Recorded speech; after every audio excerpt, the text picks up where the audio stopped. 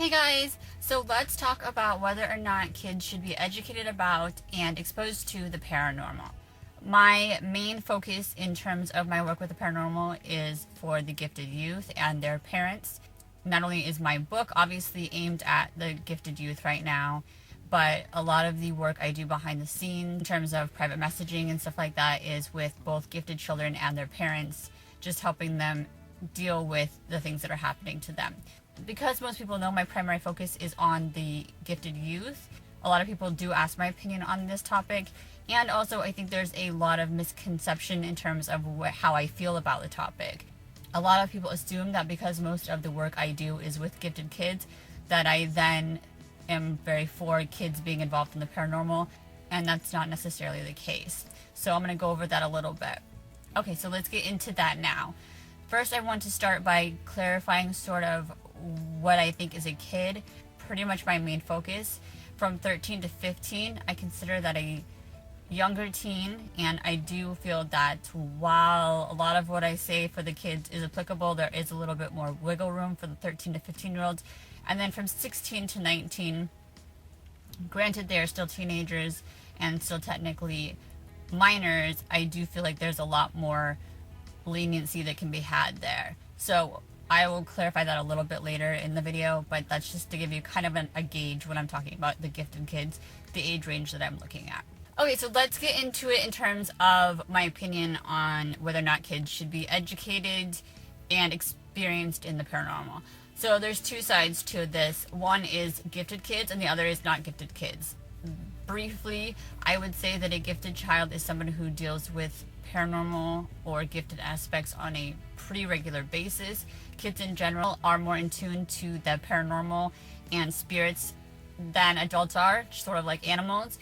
So a non-gifted child could absolutely come encounter with a spirit here or there on occasion. However, a non-gifted child probably isn't going to have too many experiences, and they're not going to be long experiences. It's going to be a real quick in and out sort of thing. A gifted child is someone who's going to have to deal with this pretty frequently, more than just once or twice in their life, and it's something that's probably going to become such a part of their life that they need to learn coping mechanisms, and they starting to feel a little uneasy, that sort of thing. So basically, a couple experiences here and there does not mean that your child is gifted. It means you have a kid. Kids are more sensitive to that side. However, a lot of experiences probably means your child is gifted. The other thing is that there are gifted kids who outgrow it around the age of 10 to 12. So if you have a 6-year-old who's having a whole bunch of experiences, it is possible that after 10 or 12 it'll go away. There are also kids who will only have 1 or 2 experiences as a kid, and then when puberty comes, all of a sudden their gifts really peak and go into full swing, and then they go full-blown gifted, which is actually what happened to me. I had like 2 experiences that I really, really remember, and I think I was 9. And then, of course, when my dad passed, that whole situation happened. But aside from that, I really didn't have too many experiences until I was about 12. And then Pandora's box opened, and bowza bowza, that was a whole different story. So, with that said, if your kid currently is not gifted, then please use my not gifted point of view for a reference for your kids at this point. And then if that changes and it gets to a point where their activity level is getting to an excessive level, or you do feel that they've crossed a threshold from just your average kid seeing paranormal things to a gifted child, then you can switch gears and kind of switch more into my advice for the gifted aspects, if that makes sense. Okay, so now what that is, right? So in terms of gifted children, my perspective is that kids who are gifted are going to be dealing with this stuff on a regular anyways. So they absolutely need to know as much as they can about spirits, about what they are, about how things work, about what's going to come for them in the future, what may or may not come to them in the future. However, you can't just shove all this into a kid at once. It needs to be done slowly, progressively, over time. It needs to be done through trusted adults that child knows, preferably ones that know the field or that are gifted themselves. If you are not gifted, or you don't have access to someone who is gifted or knows the field, then ideally the closest adult to them should be learning as much as they can and doing this with the child. Again, that needs to be slowly and progressive. You cannot just throw all this information at a kid it's too much. You need to do that as that child ages, as that child experiences different things. Okay, so for the gifted kids, I do think that they need to be as educated as possible. For gifted kids, knowledge is power. You know, they need to be pretty consistently learning about how to keep themselves safe, what the spirit world is about, the things that they're experiencing, what is happening to them, because all gifted kids have different gifts. Not every kid is psychic, not every kid is empathic, not every kid sees dead. You might have a psychic kid who doesn't even see spirits. They just get these visions and these feelings and don't know what to do with it. You might have a kid who doesn't get any visions and can't see spirits at all, but they're empathic and they're constantly feeding off of energy and having issues. You might have a healer, and that's a whole nother issue because they're very empathic and they pick up a lot of physical ailments as well. You might have a kid who has a whole lot of gifts like I did, and then there's a whole lot that that kid has to learn and a whole lot that that kid's dealing with. You really got to educate them as they're experiencing things. So don't all of a sudden give them a whole bunch of information on something that they're not experiencing. That's going to overload them when they're already dealing with a lot. And don't neglect to give them information on stuff that they're dealing with, because they're going to need as much information as they can. You want to just try to keep pace with not just their age and their maturity and mental level, but you also want to keep pace with what they're currently experiencing and have experienced thus far. In terms of gifted kids being exposed to paranormal outside of what they're already dealing with, that doesn't make any sense to me. If the child really wants to, in terms of if a kid wants to help with their gifts, and that in turn puts them in a paranormal related experience, like helping the authorities, if they think that that's something they can do, maybe consulting with a group in terms of helping them understand what's happening, giving readings if they're at that level, healing, communicating with animals. If that's something that that kid has a urge, a desire to do, a pull to do, then with the supervision and support of a trusted adult, preferably one that knows the field, I would support that, but in moderation. They're going to deal with, excuse me, they're going to be dealing with a lot on their own in terms of their gifts. And so there's no reason to overload them with more than they're already going to have to be dealing with. However, at the same time, if they have a pull to use their gifts, there may be a reason. So I don't want to hinder that. I just think that it needs to be monitored, and it should be sparingly. It should be done on an as needed basis, really. Now, in terms of non-gifted kids, a kid that is not gifted has no business being involved in the paranormal whatsoever. Kids in general are easier targets for negative spirits. Let me just start this discussion by explaining that I will say this 100,000 times over. I will say it in multiple vlogs. You'll read it in many blogs. Most spirits are not negative. The whole demon thing is crazy. I don't mean that in a derogatory way. I will do a whole nother vlog on demons in the near future. I've seen it on my blog list. It's coming out. And there will be way more clarification there. But what I want you guys to understand is the media and religious groups have a way of making it seem as if every spirit on the planet, especially these ghost hunting groups, especially on the TV, and y'all know how I feel about ghost hunters and shows like that, which again is a whole nother vlog in itself. Or what is it? Ghost Adventures? Yeah, I don't do that crap. That's a whole nother.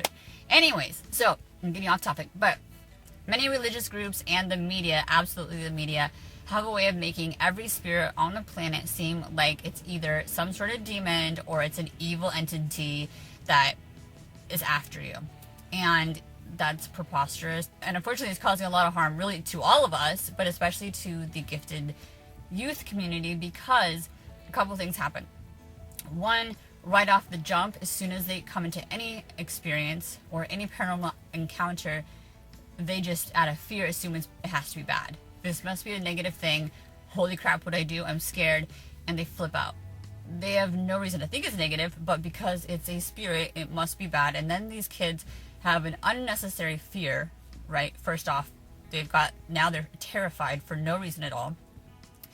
And then probably the parents are terrified because many adults buy into this crap as well.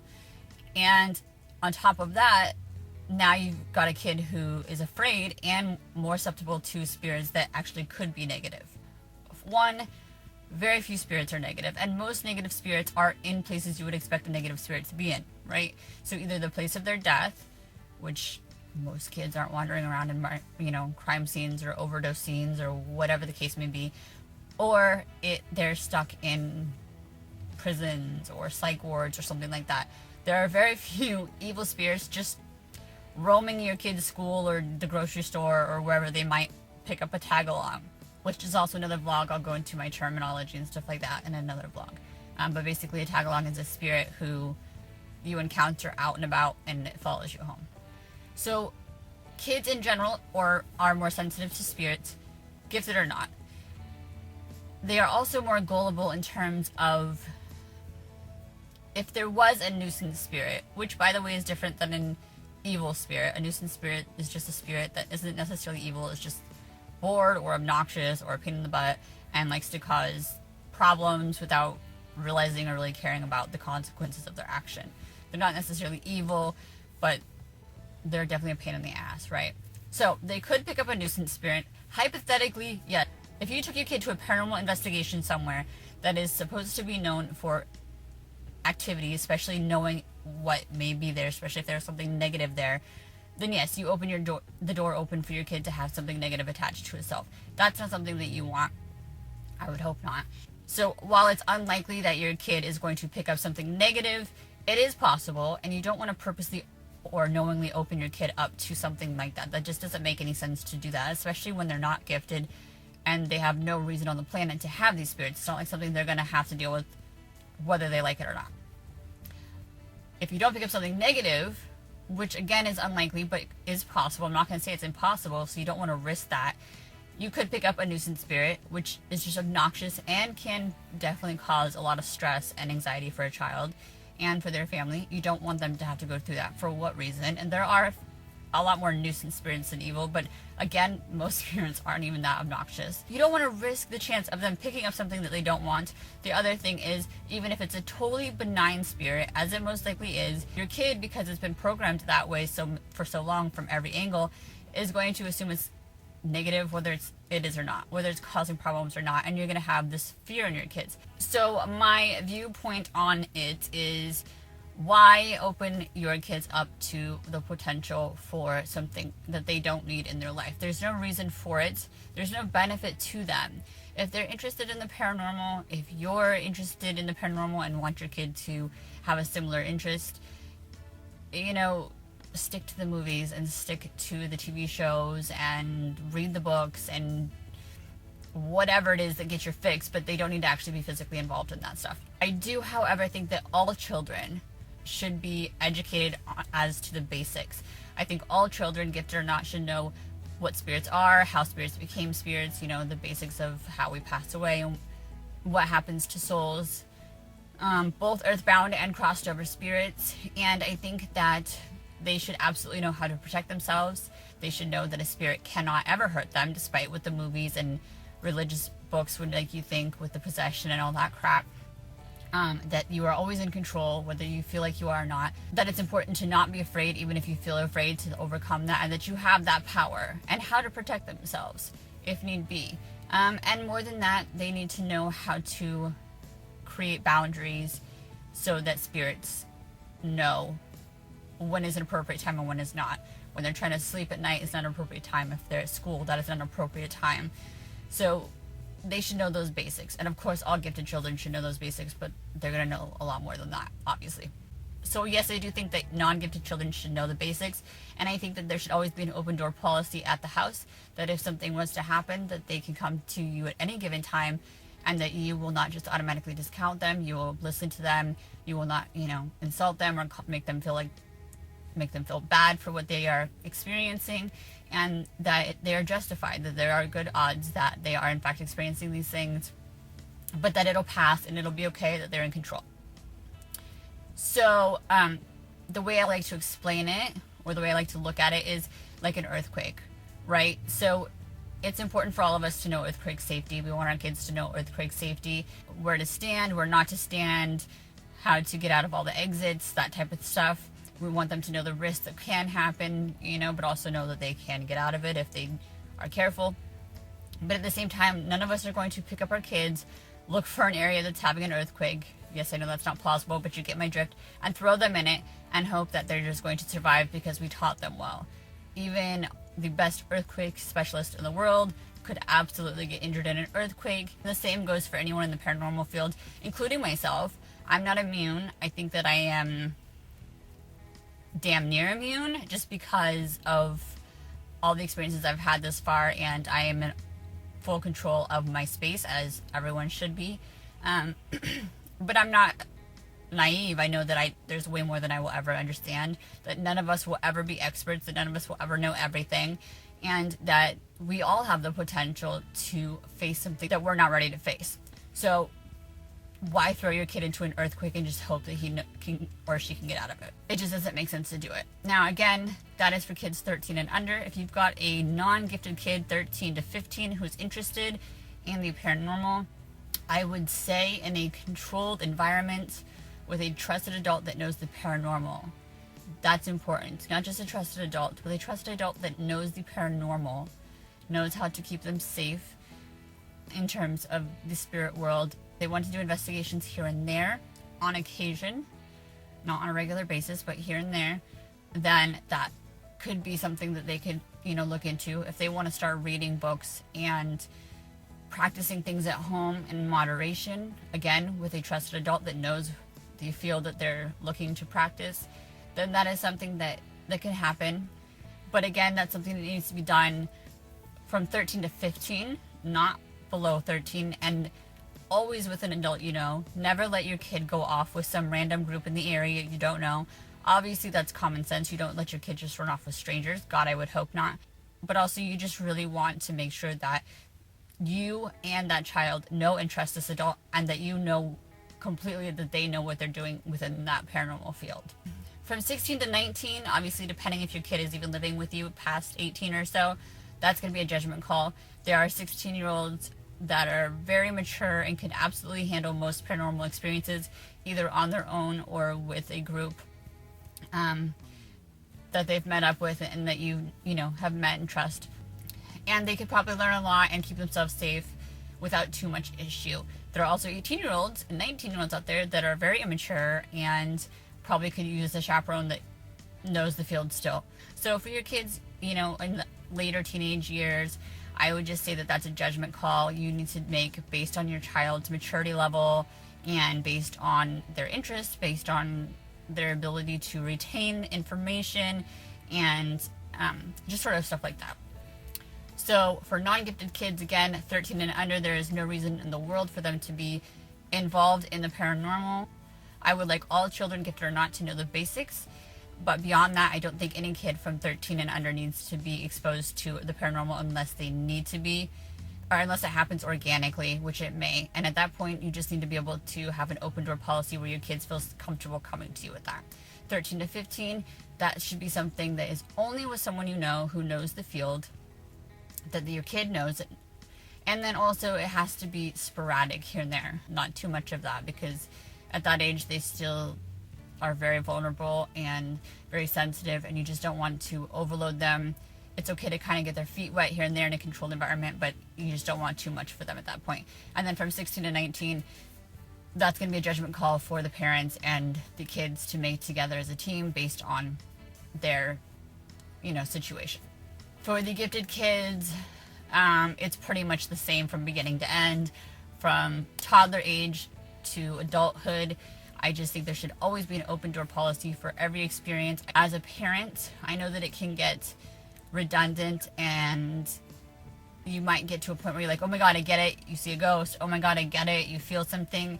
Like, enough already, especially if you come from a background that you already feel uncomfortable with something like that. I know a lot of people were raised a certain way in terms of religion, and it's really hard for them to even cope in the first place with what's happening to their kid. But you really just need to be as open as possible and really listen, even if it seems like it's too much and there's no way it can be this much. For some kids, especially when they're really young, half of it's going to be imagination, half of it's going to be real, but you don't want to discount the half that's real by assuming that that half was the imagination. Do you know what I mean? So just keep track of what's happening, be aware of what they're going through, be empathetic to what they're going through, and as things are happening, just do your best to find as much information as you can. And obviously, if you're gifted, that's a huge benefit as well.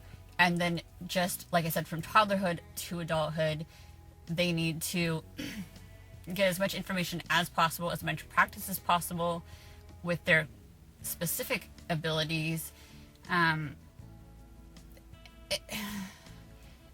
Unless they don't want to. Here's the other thing is, there are gifted kids who want to learn this stuff. There are gifted kids who need to learn a certain amount just because they're so afraid.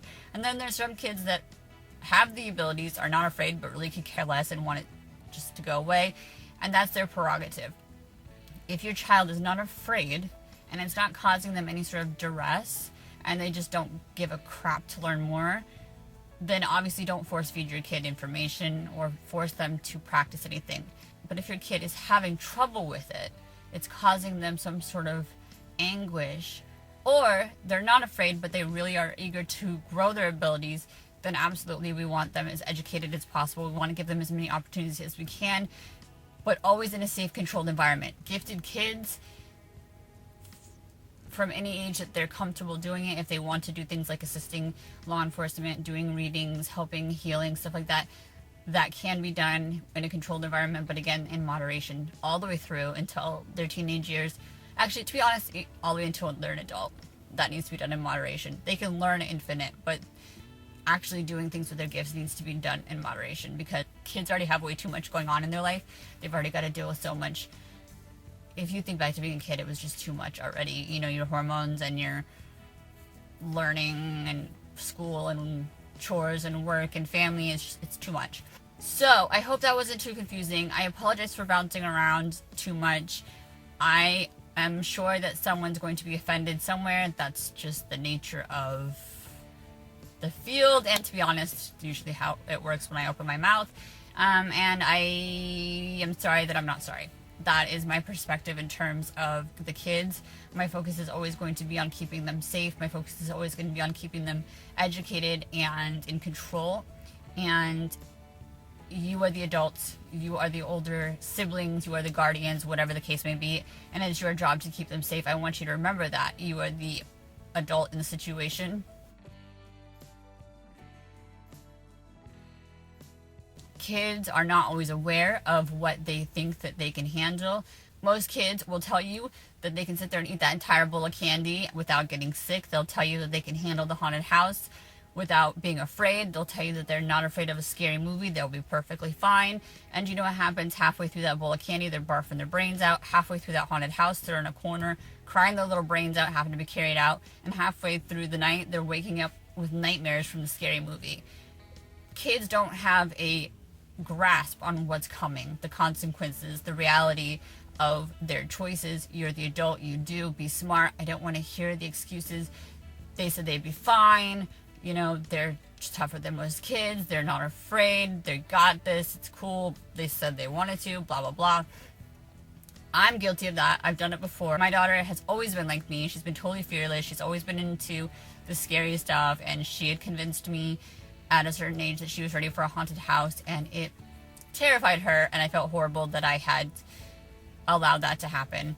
And it's a judgment call I made, and I wish I didn't, but we do it. But just try to be aware of that, because we are the adults, and it's our job to be the voice of reason when the kids have unrealistic expectations for themselves, which is totally normal and to be expected. At the end of the day, these are your families, these are your children, and you're going to do what you're going to do. You're going to live your life. That's your prerogative. This is just my feedback and my opinion, because I do most of my work for the kids. It's something that I'm asked on a regular basis, my opinion on, and so I figured it was an important vlog to get out there. So that is my opinion. If something was too confusing because I was bouncing around too much, or it just didn't make sense, please let me know and I will try to clarify in another video. If I said something that you feel needs to be elaborated on a little bit more, let me know, and I will definitely do my best to either answer it in the comments or create an updated video. Alright guys, that's all for now. Until next time.